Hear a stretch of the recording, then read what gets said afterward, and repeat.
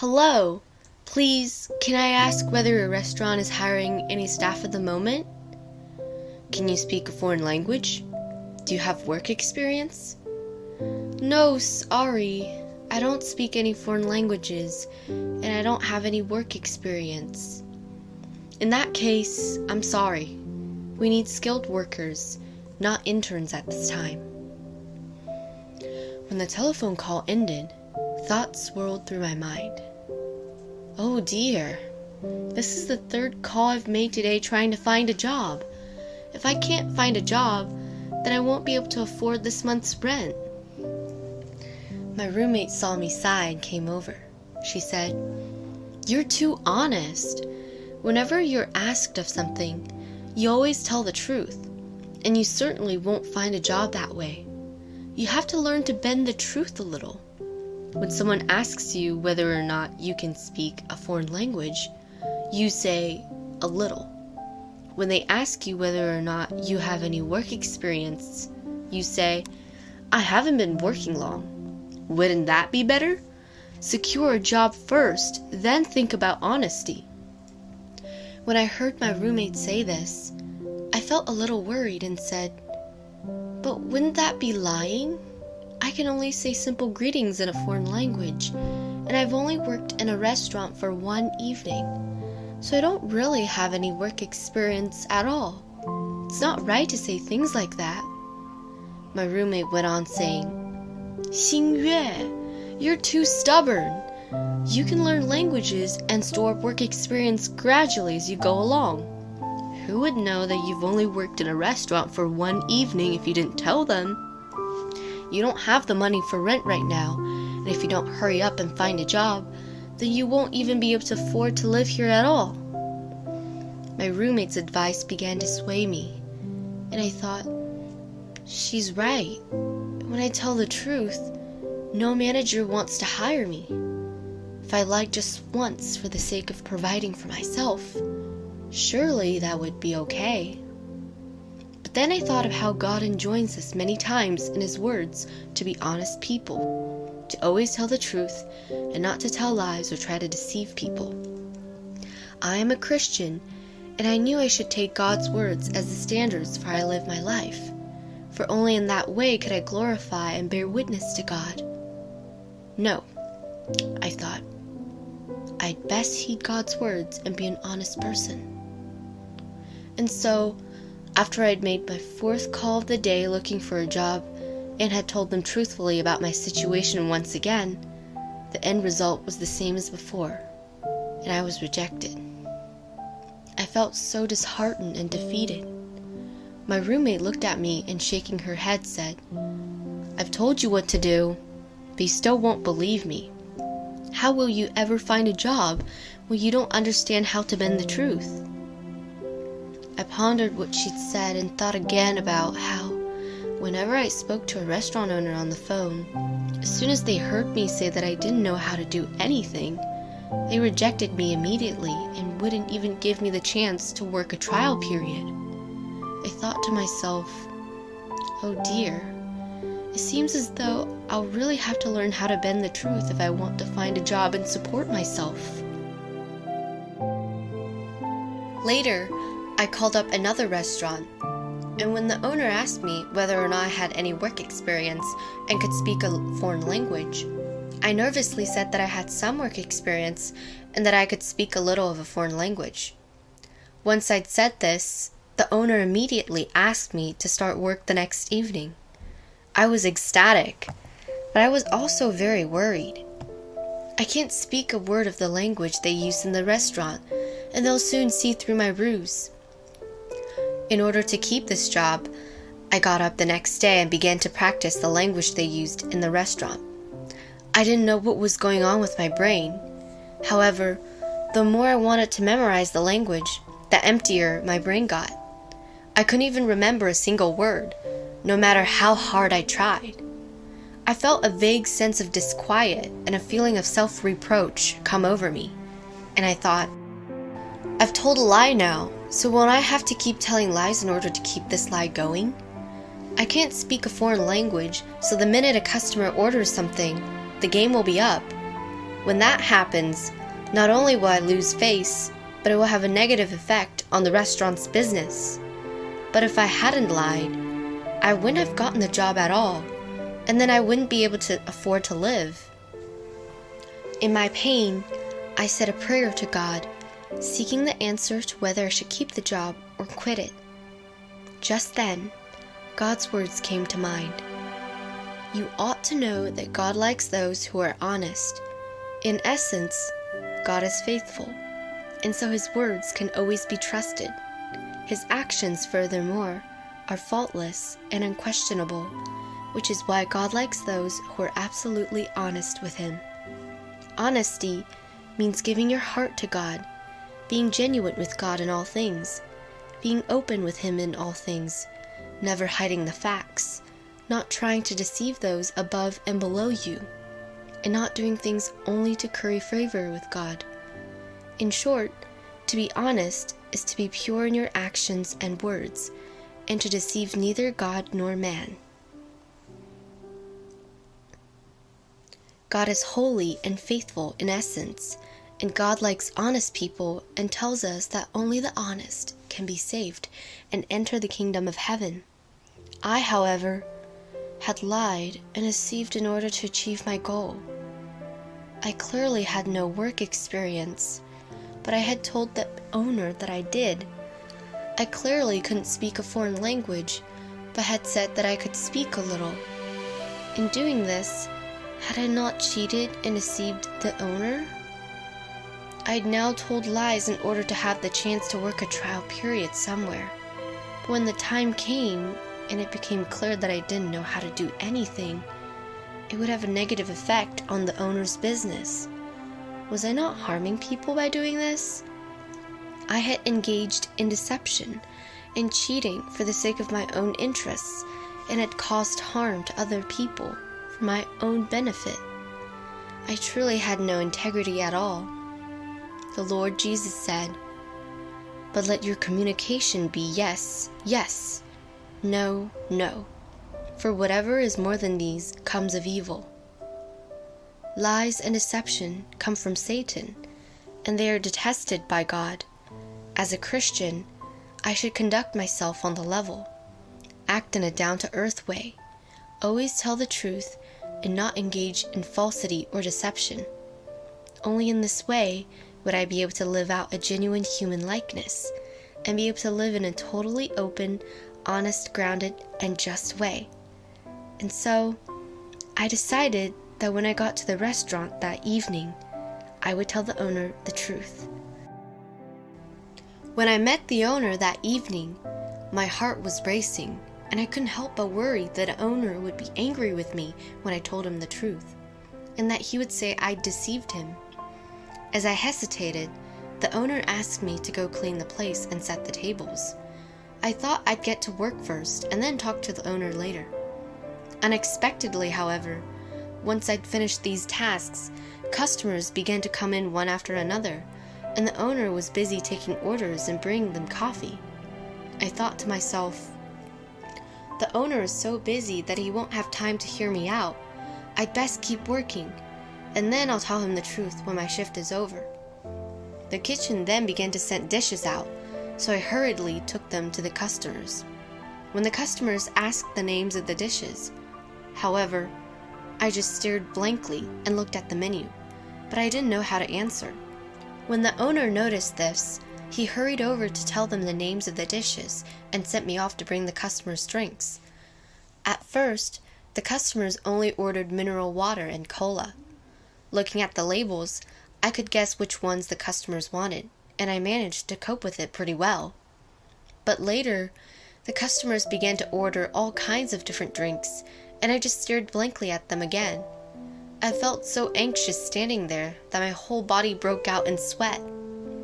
Listening to the customers pressing me constantly with questions, I knew I had to tell the owner the truth. Otherwise, I would surely have a negative effect on his business. When I saw how full the restaurant was, however, my courage dissolved. I worried that the owner would give me a dressing down in front of everyone, and that I would find that especially hard to bear. I was at a loss as to what to do. so all I could do was to hurriedly call on God in my heart. I then thought of a passage of God's words. It takes courage to be an honest person who dissects and lays himself bare. Whether people come before God to pray and admit their mistakes, to repent, or to dissect their corrupt dispositions, they can say whatever they want, because people cannot see anything with their eyes closed. It is like speaking to the air. They can bring themselves to light, and when doing so, they can voice whatever they were thinking and saying before, whatever motives they might have been harboring, and whatever treachery they were engaging in. However, if you lay yourself bare to another person, you may lose your courage and your resolve to act because you want to save face.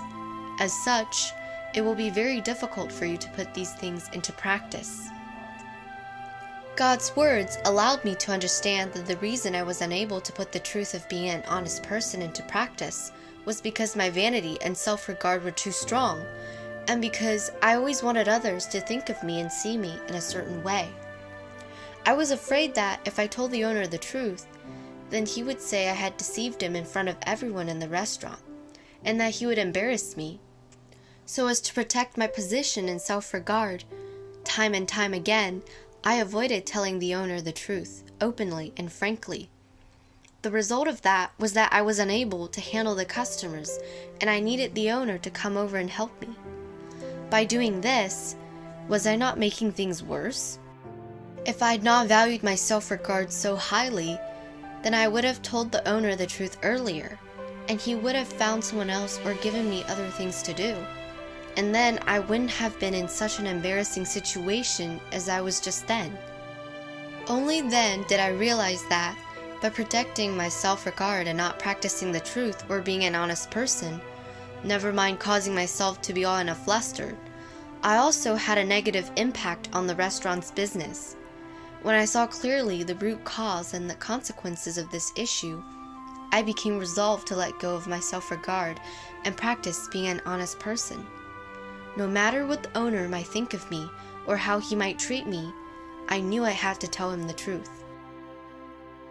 And so I went to the owner and, mustering up my courage, said to him, "I'm so sorry. Actually, apart from simple greetings, I don't know how to say anything in a foreign language, and I've only ever worked in a restaurant once before. I was afraid that you wouldn't hire me, so I lied to you." I thought the owner would give me a telling off, but to my surprise, he said calmly, "Oh, don't worry about it. If you can't speak a foreign language, then just clear and lay the tables and wash up the cups and glasses. I'll get the waiters who can speak foreign languages to do the rest." I was so moved when he said this to me, and the stone that had lain in my heart was gone at last. I then did as he had asked me. When I saw that a customer had finished their meal, I hurried over to clear the table, and when I saw cups and glasses beginning to pile up in the kitchen, I rushed over to wash them. Before I knew it, it was almost time for my shift to finish. The owner said to me, "Don't bother washing up anymore. I'll do it in a bit. There will be a bus at the door in a few minutes. Finish what you're doing and get yourself home. Otherwise, you'll have to wait 20 minutes for the next one." The owner then paid me my wages for the evening, and, much to my surprise, I saw that he'd paid me at the rate of a skilled worker. On the bus, a co-worker said, "The restaurant was so full tonight, and I saw you working the whole time without taking a break. You're a real dependable person." I felt so moved. I knew that God had caused this situation today to unfold. God was using this situation to make me saw how strong my sense of self-regard was, and God had given me this opportunity to recognize my own corrupt disposition, to practice the truth, and to be an honest person. Once home, I sent the owner a message, apologizing again for having lied to him.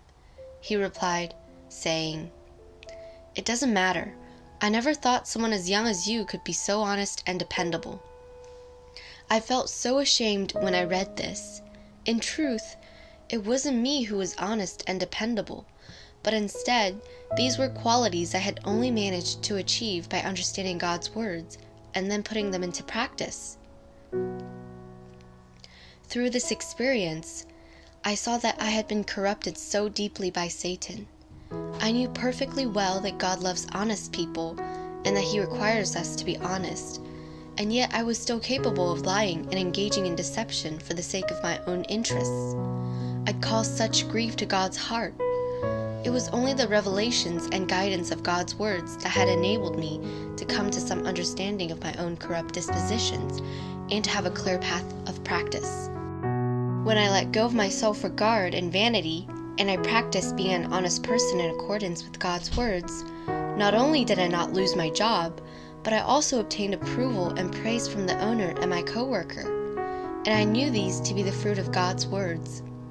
From the bottom of my heart, I came to appreciate that only by being an honest person could my spirit be truly peaceful and at ease.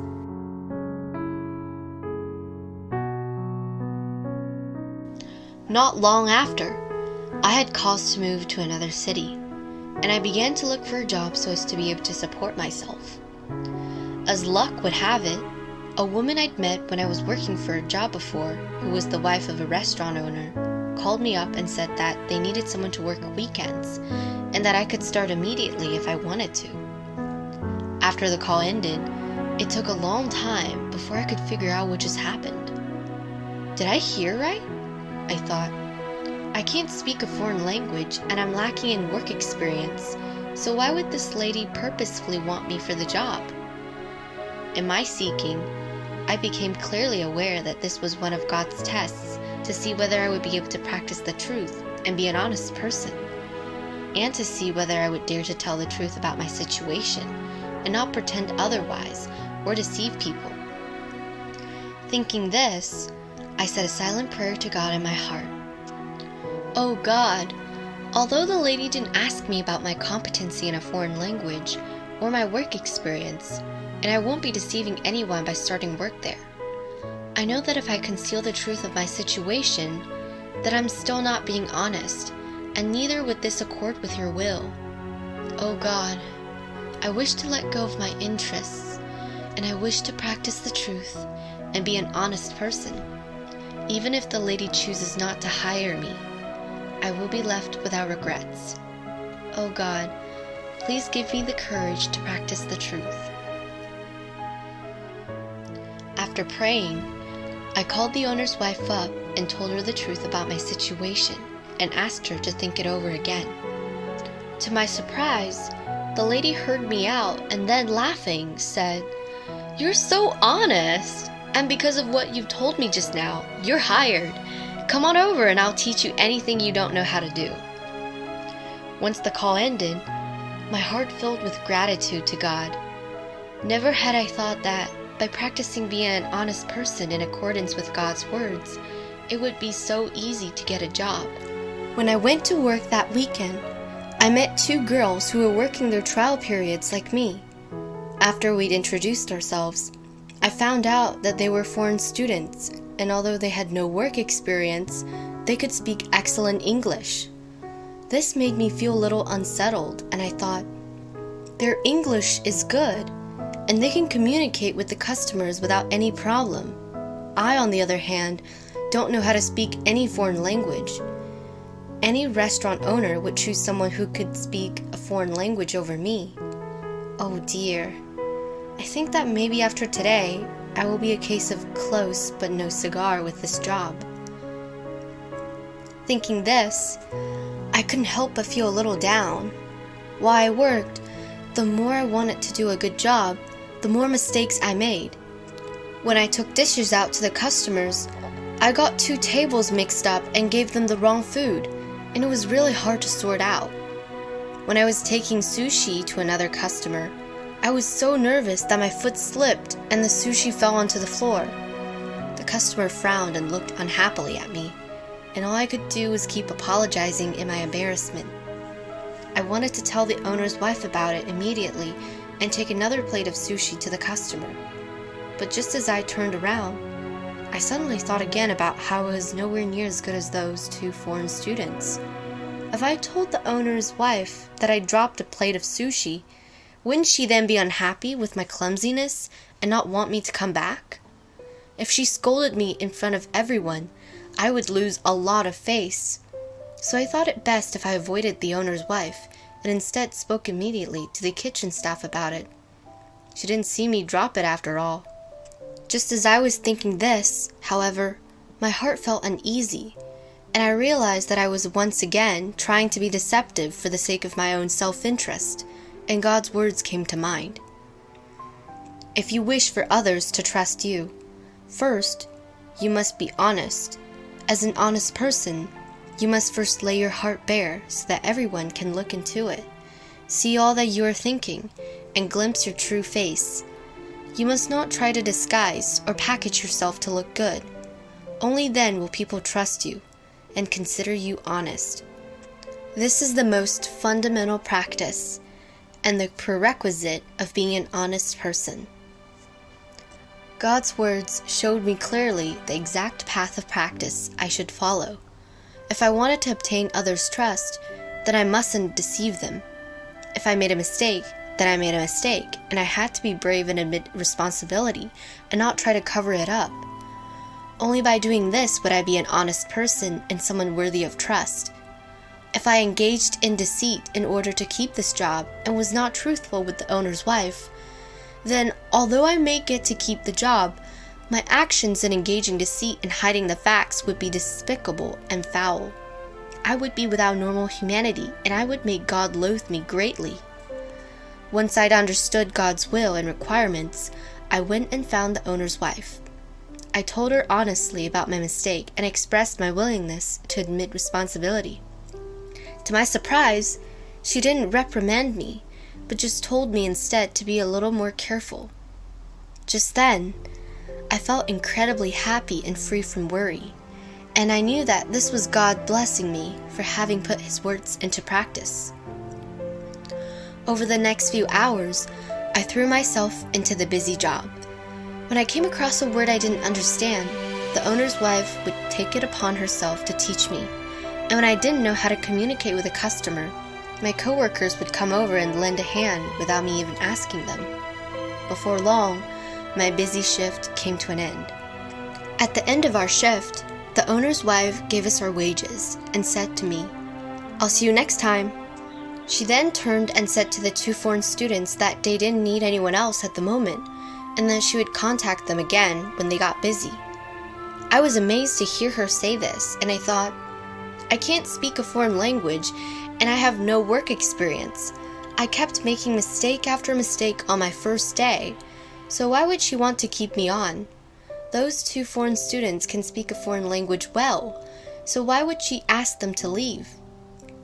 Seeing the look of surprise on my face, the owner's wife said to me, "When we hire someone, we look mostly for someone of good moral character. Work experience can be gained over time. I don't want people who can speak foreign languages but slack off. You're a dependable worker and you are honest. I'm happy to have you working here." As I listened to her, tears welled up in my eyes and I felt incredibly moved. I knew that the reason I had been kept on was not because I was better than anyone else, but because I practiced the truth and was an honest person in accordance with God's requirements. This was God granting me His grace and His blessing. In that job, I asked my coworkers when I didn't understand a word, and they were always happy to teach me, and they said that I was really easy to get along with. When they saw I was busy, they would all come to help me, and we all got along great. Later, I moved to another place and could no longer work at that restaurant, but the owner's wife still called me up several times to ask me to work there, and she asked me if I could introduce her to a trustworthy friend who could work at her restaurant.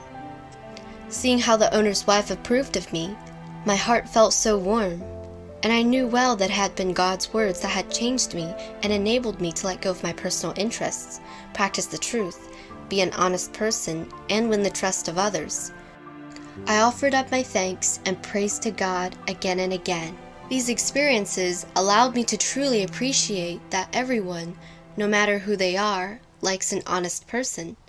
This is because honest people do not deceive people, because they act in a grounded, reliable way and are worthy of trust. I also came to truly appreciate the fact that only honest people are able to live out a genuine human likeness and live out a life of integrity and dignity. Only honest people can win God's praise and blessing. Thanks be to God. In my future life, I wish to continue practicing the truth of being an honest person, and I wish to continue to be someone who pleases both God and other people, and someone whom both God and other people can trust. If you enjoy our video, please subscribe to our channel. We will be posting songs, dances, stories between me and God every Tuesday and Friday.